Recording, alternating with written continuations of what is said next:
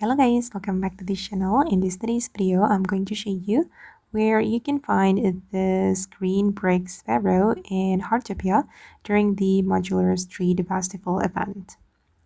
Okay, let's get into it guys. This is how the green brick sparrow looks like. And basically you can catch this bird. You can capture this bird from the Anson Mountain, specifically at the Crater Lake. So just go to the Anson Mountain and go to the Crater Lake right here. Let me show you on the map. Here is where you can find the green brick sparrow. Or actually, you can join this event, guys, the Brick Bird event.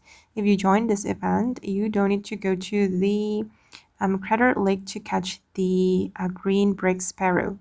Basically, you can catch the green one around the event area.